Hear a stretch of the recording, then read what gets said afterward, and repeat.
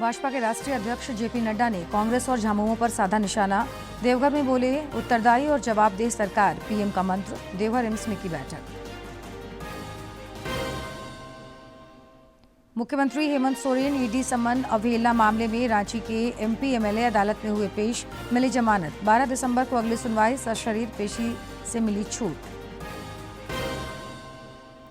Rail मंत्री से मिले पलामू सांसद बीडी राम, यात्री सुविधाओं और विभिन्न परियोजनाओं पर चर्चा। राज्य के मंत्री सुदेव्य कुमार ने रांची में नवनिर्मित रविंद्र भवन का किया निरीक्षण।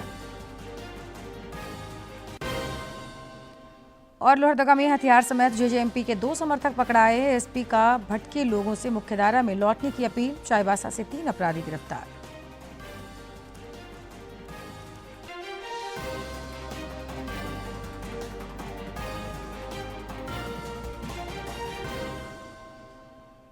नमस्कार, खबरें झारखंड में आपका स्वागत है। मैं हूं जयलक्ष्मी और अब समाचार विस्तार से।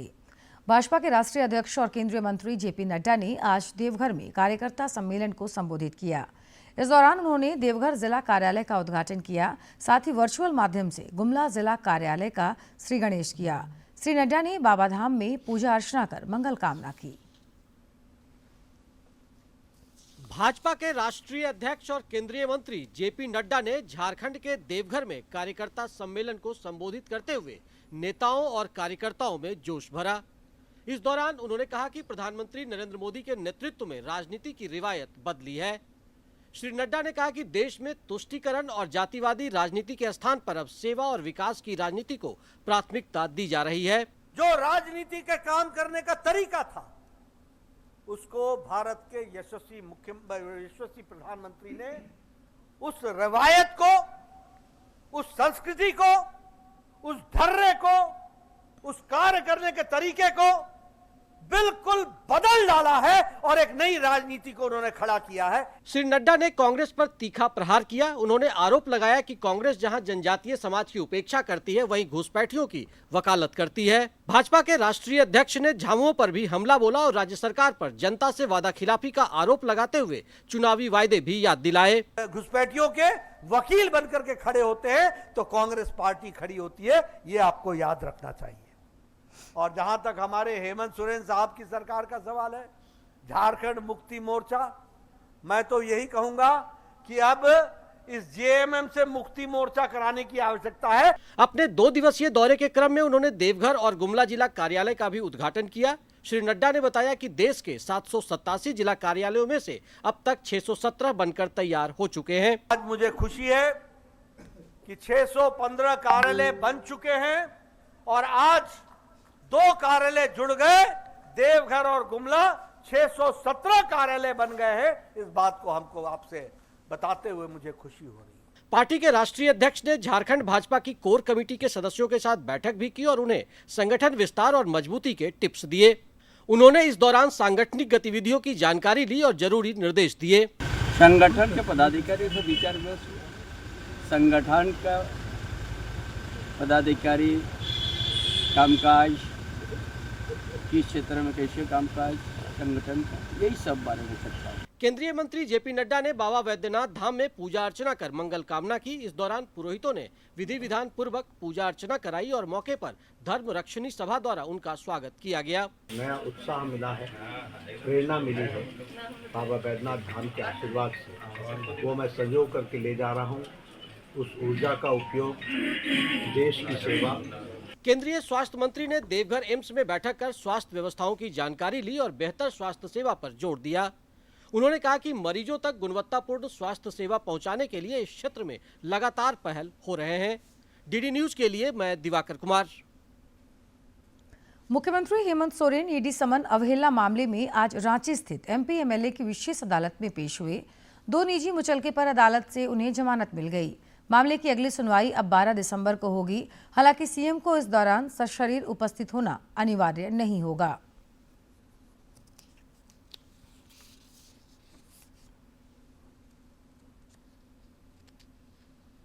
के समन मामले में माननीय उच्च न्यायालय में समन को हम लोगों ने चुनौती दिया था, जिसके आदेश के माननीय उच्च न्यायालय के आदेश के आलोक में आज की तिथि में उपस्थित होने का हम लोगों ने अनुग्रह किया था, जिसे मानते हुए न्यायालय ने उपस्थित होने का आदेश दिया था, जिसके आलोक में आज माननीय मुख्यमंत्री उपस्थित हुए और उपस्थित होकर उन्होंने अपनी उपस्थिति दर्ज कराई और 7,000 का 2 मुचलका उन्होंने भरा है। अगली सुनवाई 12 तिथि को निर्धारित है, लेकिन उसके लिए माननीय मुख्यमंत्री को कभी भी आने की आवश्यकता नहीं है। उसके बिहार में उनके अधिवक्ता महोदय अपीयर होंगे। पलामू सांसद विष्णु दयाल राम ने नई दिल्ली में रेल मंत्री अश्विनी वैष्णव से मुलाकात की। इस दौरान उन्होंने संसदीय क्षेत्र अंतर्गत रेल यात्री सुविधा और विभिन्न परियोजनाओं के संबंध में रेल मंत्री के साथ लंबी चर्चा की। उन्होंने एक ज्ञापन सौंपकर श्री वैष्णव को मांगों से अवगत कराया। राज्य के पर्यटन मंत्री सुदिव्य कुमार ने रांची के कचहरी स्थित नवनिर्मित रविंद्र भवन का आज निरीक्षण किया। इस दौरान उन्होंने अधिकारियों के साथ इसके रखरखाव, संचालन व्यवस्था तथा उपलब्ध कराई जाने वाली सुविधाओं को सुचारू करने के लिए जरूरी निर्देश दिए। पर्यटन मंत्री ने कहा कि यह भवन भारत के सबसे बड़े और अत्याधुनिक कला केंद्रों में से एक है, जो आने वाले समय में सांस्कृतिक गतिविधियों, कला प्रदर्शनों और विविध मंचीय प्रस्तुतियों का प्रमुख केंद्र बनेगा। स्वास्थ्य मंत्री इरफान अंसारी ने सभी क्षेत्रों के समावेशी विकास पर जोर दिया है।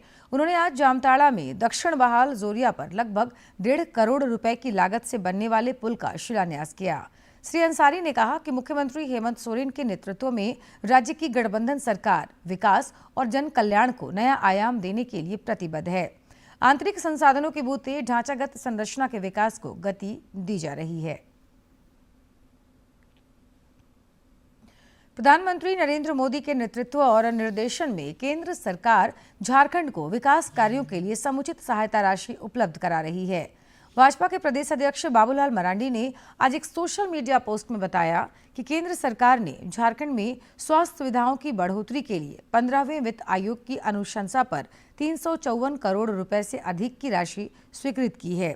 श्री मरांडी ने बताया कि इससे प्राथमिक स्वास्थ्य केंद्र, सामुदायिक स्वास्थ्य केंद्र और ब्लॉक प्राथमिक स्वास्थ्य इकाइयों के भवन का निर्माण किया जाएगा। बाबूलाल मरांडी ने एक अन्य सोशल मीडिया पोस्ट में आरोप लगाया कि राज्य में अधिकारियों की मिलीभगत से जमीन घोटाले के मामले लगातार उजागर हो रहे हैं। रांची के कांके अंचल में भी सीओ के द्वारा जमीन घोटाले का मामला सामने आया है। उन्होंने रांची उपायुक्त से मामले का संज्ञान लेते हुए आवश्यक कार्रवाई की मांग की। धनबाद IIT ISM में झारखंड स्कूल इनोवेशन चैलेंज का शानदार आयोजन हुआ, जहां प्रदेश के नौनिहाल इनोवेटर्स ने अपनी प्रतिभा से सबको हैरान कर दिया। कार्यक्रम में झारखंड के विभिन्न जिलों से आए स्कूली छात्रों ने अपने अपने इनोवेशन प्रस्तुत किए। इन प्रोजेक्ट्स में बच्चों की तकनीकी समझ, उनकी जिज्ञासा और वास्तविक समस्याओं को हल करने की क्षमता साफ दिखाई दी। Smart car parking system, 2 wheeler safety kit और AI आधारित रोबोटिक्स मॉडल जैसे कई क्रिएटिव और उपयोगी प्रोडक्ट्स ने दर्शकों का ध्यान खींचा। 2 सिस्टम रहता है, एक हेलमेट में रहता है और एक आपका बाइक में लगता है। बाइक वाला, ये हेलमेट वाला पार्ट जो है वो मतलब आपका मॉनिटर करते रहता है और वो आपको बाइक को भेजते रहता है, और अगर जब आप हेलमेट पहनेंगे तब आपका दिखाने लगेगा वैल्यू, और तभी आपका बाइक स्टार्ट होगा, अपना बाइक स्टार्ट नहीं होगा। प्रदर्शनी का माहौल उत्साह और उमंग से भरा हुआ था। बच्चे अपने प्रोजेक्ट्स को समझाते रहे और आगंतुक उनसे लगातार सवाल पूछते रहे। AI, मशीन लर्निंग और ऑटोमेशन से जुड़े मॉडलों ने सबसे ज्यादा आकर्षण बटोरा। धनबाद पब्लिक स्कूल, DAV और कई अन्य स्कूलों के छात्रों ने अपनी क्रिएटिव सोच से लोगों को प्रभावित किया। तो गाड़ियों की रखने की जगह नहीं है, फिर भी वो गाड़ियाँ उस जगह पे हैं और इसके कारण लोगों को आने जाने तक की दिक्कतें हो रही हैं। इन्हीं सब कारणों से हमने सोचा कि क्यों ना एक ऐसा सिस्टम बनाया जा सके जहाँ पे एक स्पेसिफिक अमाउंट ऑफ एक स्पेसिफिक नंबर ऑफ गाड़ी एंटर करने के बाद एंट्री ही बंद हो जाए और सबको एंटर करने के लिए एक ऑथराइज्ड कार्ड लगे। IIT ISM धनबाद की इस पहल ने साबित कर दिया कि झारखंड के बच्चे न केवल प्रतिभाशाली हैं, बल्कि भविष्य के इनोवेटर्स बनने की क्षमता भी रखते हैं। ऐसे आयोजन न केवल बच्चों की रचनात्मक सोच को पंख देते हैं, बल्कि झारखंड में इनोवेशन की नई संस्कृति को भी मजबूती प्रदान करते हैं। धनबाद से DD न्यूज के लिए अजय कुमार सिन्हा की रिपोर्ट। झारखंड की धरती पर बनी एक और फिल्म को सूचना एवं प्रसारण मंत्रालय की ओर से संचालित वेब्स OTT प्लेटफॉर्म पर जगह मिली है। फिल्म जगतगुरु श्री कृष्ण को वेब्स OTT प्लेटफॉर्म पर जगह मिलने से फिल्म निर्माता, निर्देशक समेत हजारीबाग के कलाकार बेहद उत्साहित हैं। यह फिल्म रामकृष्ण परमहंस और स्वामी विवेकानंद पर आधारित है। हजारीबाग के कलाकार अपने शानदार अभिनय के जरिए फिल्मों में लोहा मनवा रहे हैं। फिल्मों में अभिनय के साथ साथ कलाकार और निर्देशक फिल्में भी बना रहे हैं। स्थानीय कलाकारों ने जगतगुरु श्री रामकृष्ण फिल्म बनाया है। यह फिल्म प्रसार भारती के वेब्स OTT प्लेटफॉर्म पर रिलीज हुआ है, जहां बड़ी संख्या में दर्शक इस फिल्म को देख रहे हैं। बहुत से कलाकार हैं, श्रेष्ठा हैं, तो लगभग सारे कलाकार हजारीबाग के हैं। पूरी शूटिंग हजारीबाग में हुई है और पोस्ट प्रोडक्शन का लगभग काम बॉम्बे में हुआ है। फिल्म निर्माता गजानन पाठक ने बताया कि इस फिल्म में झारखंड के कलाकारों ने काम किया है और इस फिल्म में श्री रामकृष्ण परमहंस के दिव्य व्यक्तित्व को दर्शाया गया है। फिल्म में दिखाया गया है कि श्री रामकृष्ण परमहंस शिष्य नरेंद्र को किस प्रकार स्वामी विवेकानंद बना देने की दीक्षा देते हैं और उनमें राष्ट्र सेवा की शक्ति का संचार करते हैं। OTT प्लेटफॉर्म में हम लोगों से मांगा गया कि आप अपनी फिल्म दे सकते हैं। उस पर हमने इसके लिए अप्लाई किया और कई तरह के टेस्ट पास करने के बाद यह फिल्म को दूरदर्शन ने स्वीकार लिया। वहीं कलाकार मानिक चक्रवर्ती ने कहा कि नवयुवकों को अध्यात्म के मार्ग से अवगत कराने में इस फिल्म की बड़ी भूमिका होगी। बहुत बड़ी बात थी मेरे लिए कि कहीं कोई चूक ना हो जाए, लेकिन डबिंग के बाद, जब अभिजीत जी के स्टूडियो में डबिंग के बाद, जब गजानन पाठक जी ने मेरे कंधे पर हाथ रखा और मुझे कहा कि हाँ, जिस तरह से पांचों कैरेक्टर्स का मुझे भूमिका और जो चाहिए था, मुझे आवाज़ जो चाहिए थी, वो आपसे मुझे मिली। जगतगुरु श्री रामकृष्ण परमहंस पर बने फिल्म के वेब्स OTT प्लेटफॉर्म पर रिलीज होने से हजारीबाग के कलाकार काफ़ी खुश हैं और उनमें सृजनात्मकता एवं रचनात्मकता का भाव बढ़ा है। DD न्यूज़ के लिए हजारीबाग से गौरव प्रकाश की रिपोर्ट। प्रधानमंत्री नरेंद्र मोदी के लोकप्रिय परीक्षा पे चर्चा कार्यक्रम का नवा संस्करण अगले साल जनवरी में होगा। माईगॉव पोर्टल पर पंजीकरण 1 दिसंबर से शुरू हुआ है, जिसकी अंतिम तिथि 11 जनवरी है। इस कार्यक्रम में कक्षा 6 से 12 के छात्र, शिक्षक और अभिभावक हिस्सा ले सकते हैं। कार्यक्रम के दौरान प्रधानमंत्री छात्रों से संवाद करेंगे और परीक्षा को तनाव नहीं, उत्सव की तरह मनाने के टिप्स साझा करेंगे। संविधान निर्माण में महत्वपूर्ण भूमिका निभाने वाले भारत रत्न बाबा साहब डॉक्टर भीमराव अंबेडकर को आज महापरिनिर्वाण दिवस पर कृतज्ञ राष्ट्र ने याद किया। राष्ट्रपति द्रौपदी मुर्मू और प्रधानमंत्री नरेंद्र मोदी समेत कई गणमान्य लोगों ने संसद भवन परिसर में बाबा साहब को पुण्यतिथि पर श्रद्धांजलि दी। देश आज संविधान निर्माता डॉक्टर बाबा साहेब भीमराव अंबेडकर को याद कर रहा है। आज उनके 70वें महापरिनिर्वाण दिवस पर संसद भवन परिसर में श्रद्धांजलि अर्पित की गई। इस मौके पर राष्ट्रपति द्रौपदी मुर्मू, उपराष्ट्रपति CP राधाकृष्णन, प्रधानमंत्री नरेंद्र मोदी, लोकसभा अध्यक्ष ओम बिरला सहित कई गणमान्य लोग उपस्थित रहे। डॉक्टर अंबेडकर की पुण्यतिथि को महापरिनिर्वाण दिवस के रूप में मनाया जाता है। राज्य और देश भर से लाखों लोग दादर में चैत्य भूमि में पवित्र स्तूप पर पुष्प अर्पित करने के लिए एकत्रित हो रहे हैं। महापरिनिर्वाण दिवस पर उत्तर प्रदेश के मुख्यमंत्री योगी आदित्यनाथ ने डॉक्टर भीमराव अंबेडकर को उनके महापरिनिर्वाण दिवस पर पुष्प अर्पित कर उन्हें श्रद्धांजलि अर्पित की और नमन किया।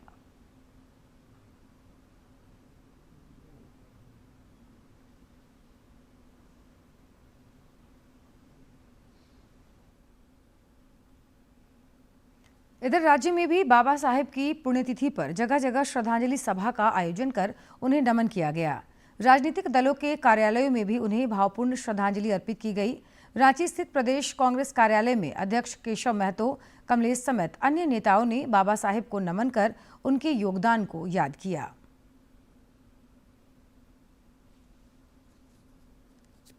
आज संविधान को बचाने का हम सभी संकल्प लेते हैं।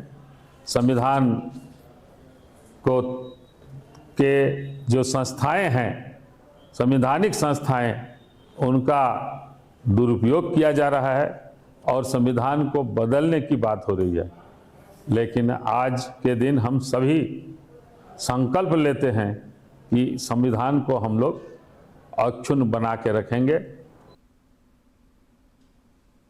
राज्य में नक्सलियों और उनके समर्थकों पर शामत आई हुई है।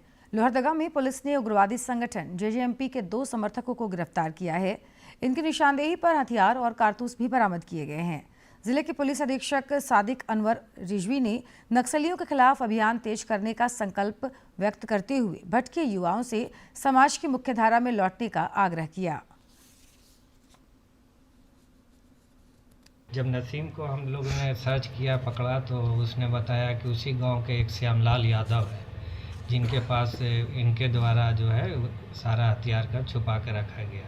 जब श्यामलाल यादव से पूछताछ किया गया तो इन दोनों के निशानदेही पे हम लोगों ने हथियारों का एक छोटा सा ही सही लेकिन जखीरा बरामद किया, जिसमें 2 7.65 का पिस्टल है, लगभग 82 राउंड इंसास राइफल जो होता है उसके एम्यूनेशन है और 3 315 के जो एम्यूनेशन है वो बरामद की गई है।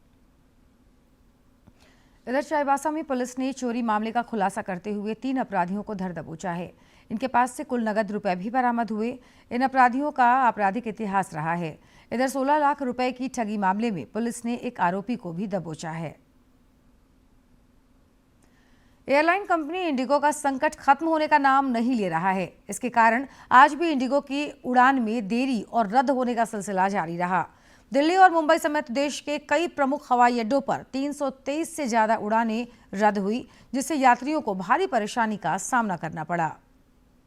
एयरलाइन कंपनी इंडिगो का संकट खत्म होने का नाम नहीं ले रहा है। इसके कारण आज भी इंडिगो की उड़ान में देरी और रद्द होने का सिलसिला जारी रहा। दिल्ली, मुंबई समेत देश के कई प्रमुख हवाई अड्डों से इंडिगो की 323 से अधिक फ्लाइट रद्द हुई। इसके कारण यात्रियों को परेशानी का सामना करना पड़ रहा है।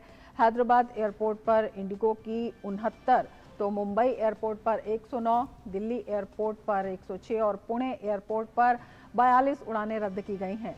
कोलकाता और पटना एयरपोर्ट पर भी यात्रियों को परेशानियों का सामना करना पड़ रहा है।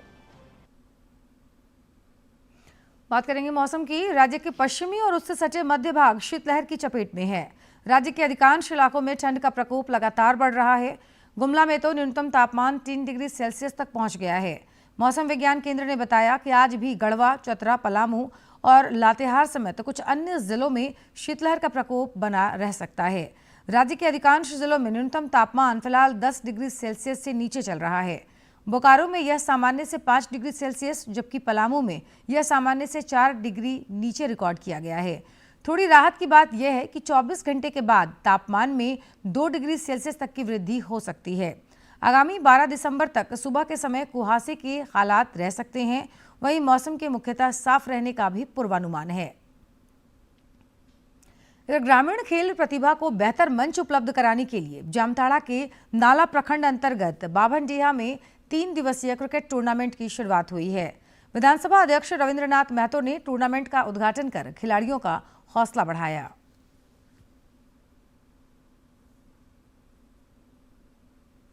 झारखंड राज्य जिस तरह से खान खनीज का प्रदेश है, उसी तरह का खेल प्रतिस्पर्धा में भी झारखंड राज्य देश में अव्वल राज्य के रूप में जाने जाते हैं। और ये खेल सिर्फ यहाँ नहीं बल्कि शहर अंचल से लेकर के गांव तक होते रहता है। और हमारे जितना युवा साथी लोग हैं इस खेल को खेलते हैं, मैं उन लोगों को धन्यवाद देता हूँ। और साथ साथ एक बात बताना चाहता हूँ, सही मायने में हर इंसान के जीवन में खेलने का एक उम्र होता है और जिस उम्र खेलने के लिए निर्धारित होता है ऊपर वाला के आदेश से, उस उम्र में निश्चित रूप से खेलना चाहिए।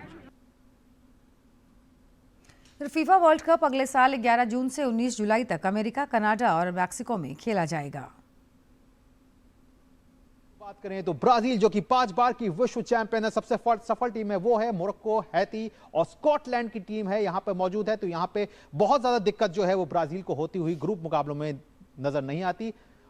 बात करें ग्रुप डी की तो यहां पर मेजबान अमेरिका, पैराग्वे, ऑस्ट्रेलिया और यूएफा प्लेऑफ से सी से एक टीम जो है वो वहां पर मौजूद हो रहेगी। तो ये वो टीमें हैं। इसके अलावा बात करें ग्रुप ई की तो यहाँ पर जर्मनी है। जर्मनी जो है 2014 में वो विश्व चैंपियन बने थे, उससे पहले भी वो चैंपियन बनकर सामने आ चुके हैं, लेकिन तब वो पश्चिमी जर्मनी और उत्तरी जर्मनी के रूप में थे। लेकिन जर्मनी, कुराकाओ, आइवरी कोस्ट और इक्वाडोर, ये 4 टीमें जो हैं वो ग्रुप ई में मौजूद हैं। तो ये ग्रुप भी अपने आप में काफी खास रहने वाला है। बात करें ग्रुप एफ की तो यहाँ पर Netherlands, Japan, UEFA playoff B से एक टीम रहेगी, साथ ही साथ ट्यूनीशिया की जो टीम है वो भी यहाँ पर मौजूद है। तो यहाँ पे दिखता है, साफ साफ दिख रहा है कि नीदरलैंड्स और बात करें जापान तो काफी यहाँ पे एक मजबूत टीम के रूप में सामने नजर आते हैं। बात करें ग्रुप जी में चलें तो यहाँ पर बेल्जियम, मिस्र, ईरान और न्यूजीलैंड की टीम है। बेल्जियम की टीम को हम जानते हैं किस तरह से उनकी खेल शैली है, किस तरह से वो तेज गति से अपने आप को आगे बढ़ाते हैं, ये भी उनके हम जानते हैं। और इनका डिफेंस जो है वो भी काफी मजबूत रहता है। और अब जानते हैं किन बातों के लिए इतिहास के पन्नों में आज का दिन खास है। 6 दिसंबर साल 1956 को भीमराव रामजी अंबेडकर का निधन हुआ। वे डॉक्टर बाबा साहेब अंबेडकर नाम से लोकप्रिय भारतीय विधिवेत्ता, अर्थशास्त्री, राजनीतिज्ञ और समाज सुधारक थे। उन्होंने बौद्ध दलित आंदोलन को प्रेरित किया और दलितों से सामाजिक भेदभाव के विरुद्ध अभियान चलाया था। वे स्वतंत्र भारत के प्रथम विधि और न्याय मंत्री, भारतीय संविधान के जनक और भारत गणराज्य के निर्माताओं में से एक थे। साल 1990 में अंबेडकर को मरणोपरांत भारत के सर्वोच्च नागरिक सम्मान भारत रत्न से सम्मानित किया गया। प्रत्येक वर्ष उनकी पुण्यतिथि महापरिनिर्वाण दिवस के रूप में मनाई जाती है। 6 दिसंबर साल 1704 को चमकौर का ऐतिहासिक युद्ध हुआ। यह युद्ध गुरु गोविंद सिंह जी और वजीर खान की मुगल सेना के बीच हुआ। इस युद्ध में एक तरफ गुरु गोविंद सिंह जी के 40 बहादुर सिख थे, तो वहीं दूसरी तरफ वजीर खान लाखों मुगल फौज के साथ था। वजीर खान गुरु गोविंद सिंह को पकड़ने में असफल रहा, लेकिन 40 सिख वीरता से लड़ते हुए शहीद हो गए। इस युद्ध में गुरु साहिब के दोनों बड़े बेटे साहिबजादा अजीत सिंह और साहिबजादा जुझार सिंह अद्भुत वीरता से लड़ते हुए शहीद हुए थे। इस युद्ध में लगभग 10 लाख मुगल सैनिकों पर 40 सिख भारी पड़े थे। 6 दिसंबर साल 1946 को होमगार्ड विभाग की स्थापना की गई। इस विभाग की स्थापना सांप्रदायिक दंगों को नियंत्रित करने में पुलिस की सहायता के लिए की गई। साल 1962 के चीन युद्ध में एक बार फिर पुलिस को मददगारों की जरूरत महसूस हुई। परिणाम स्वरूप 6 दिसंबर 1962 को गृह रक्षक संगठन का पुनर्गठन किया गया। होमगार्ड एक स्वैच्छिक बल है। पुलिस के छोटे भाई की तरह नजर आने वाले होमगार्ड देश भर में पुलिस के साथ कंधे से कंधा मिलाकर अपनी ड्यूटी निभाते हैं। चौराहा हो या दंगाग्रस्त इलाका, चुनाव हो या फिर सरकारी दफ्तर, होमगार्ड हर जगह तैनात रहते हैं। साहिबगंज का उधवा पक्षी आश्रयणी वह प्राकृतिक खजाना है जहां धरती और आकाश का संगम पक्षियों की चहचहाट से जीवंत हो उठता है। विदेशी और प्रवासी पक्षियों के लिए यह वेटलैंड सबसे पसंदीदा ठिकानों में से एक है। सर्दियों की दस्तक के साथ ही यहाँ पक्षियों और पर्यटकों का मेला लगना शुरू हो गया है। स्तर पर पहचान बना चुके उधवा पक्षी आश्रयणी में करीब 150 प्रजातियों के पक्षी देखे जाते हैं। इनमें 60 से 70 प्रजातियां यूरोप, रूस, साइबेरिया और बर्फीले इलाकों से हजारों किलोमीटर का सफर तय कर यहां आती हैं। इस वेटलैंड का अनुकूल मौसम इन्हें खूब भाता है। इस समय greater adjutant stork, pheasant tailed, jacana और पर्पल हेरॉन जैसे दुर्लभ पक्षी पर्यटकों के आकर्षण का केंद्र बने हुए हैं। यहाँ विदेशी पक्षियों का पूरा जमावड़ा हो जाता है। खास करके ये जमावड़ा ठंड के मौसम में शुरू होता है। यहाँ पे अलग अलग राज्य से भी या पूरे झारखंड से भी लोग यहाँ पर्यटन जो बर्ड वॉचर हैं वो आते हैं, यहाँ देखते हैं। मिनिमम अभी 13 स्पीसीज आ चुके हैं जो माइग्रेटरी बर्ड है। उन पे कॉमन पोचार्ड है, नॉर्थर्न पिनटेल है, ब्लैक नेकेड स्टॉर्क है और ब्लैक हेडेड गर्ल है, ओरिएंटल डार्टर है। तरह तरह की स्पीसीज है जो कि साइबेरियन है, यूरोपियन है और कम से कम 4000-5000 किलोमीटर दूरी तय करके आई है। वन विभाग के उधवा पक्षी आश्रयणी में पर्यटन विकास पर विशेष ध्यान दिया है। यहाँ शिकारा, जल सफारी, वाच टावर, गाइड सुविधा, कॉटेज और स्थानीय उत्पादों के आउटलेट जैसी व्यवस्थाएं तैयार की गई हैं। इससे न सिर्फ पर्यटन को बढ़ावा मिल रहा है, बल्कि स्थानीय लोगों को रोजगार भी प्राप्त हो रहा है। फरवरी तक यह झील प्रवासी पक्षियों की चहचहाहट से पूरी तरह भर जाती है। बीते कुछ वर्षों में हमने महसूस किया कि पर्यटकों के लिए जो बेसिक सुविधाएं हैं उनमें अगर हम लगातार सुधार करें तो पर्यटकों को एक अच्छा एक्सपीरियंस मिलता है यहाँ पे। तो जिसके तहत हम नए पानी के स्रोत, वॉशरूम्स, बर्ड व्यू करने के लिए अच्छे डेक्स, वॉच टावर्स, साथ में उधवा से जुड़ी हुई सामग्री क्रय करने के लिए कुछ कियोस्क, सेल पॉइंट बनाने जा रहे हैं। बढ़ैल और पतौड़ा, इन दो झीलों को मिलाकर 565 हेक्टेयर में फैली यह वेटलैंड सर्दियों में पक्षियों के कलरव से गूंज उठती है। शांति, सुंदरता और अनंत जैव विविधता का अनोखा अनुभव लेने के लिए यहाँ आने वाले पर्यटक इस स्थान की व्यवस्थाओं से बेहद संतुष्ट हैं। पर्यटकों ने यहाँ की प्राकृतिक सुंदरता और पक्षियों की हजारों की संख्या में मौजूदगी को यादगार अनुभव बताया। यहाँ विदेश से आए हुए पक्षी को देखने का अवसर प्राप्त होता है, जो शायद ही कहीं देखने को हमें मिलेगा। और ये बहुत अच्छे दृश्य है और खुशी की बात है कि हम लोग के साहिबगंज में एक ऐसा जगह है जो कि विदेशों के पक्षी को देखने को मिलता है। साहिबगंज का उधवा पक्षी आश्रयणी राज्य के सबसे खूबसूरत पर्यटन स्थलों में से एक है। यह न केवल प्रवासी पक्षियों का सुरक्षित आश्रय है, बल्कि प्रकृति प्रेमियों और पर्यटकों के लिए भी स्वर्ग समान है। हजारों मील की उड़ान भरकर आने वाले पक्षियों की मौजूदगी इस वेटलैंड की समृद्धि और जैव विविधता को दर्शाता है। साहिबगंज से आनंद कुमार ओझा की रिपोर्ट।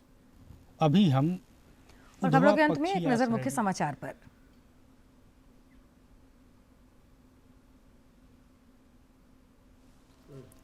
भाजपा के राष्ट्रीय अध्यक्ष जेपी नड्डा ने कांग्रेस और झामुमो पर साधा निशाना। देवघर में बोले, उत्तरदायी और जवाबदेह सरकार पीएम का मंत्र। देवघर एम्स में की बैठक।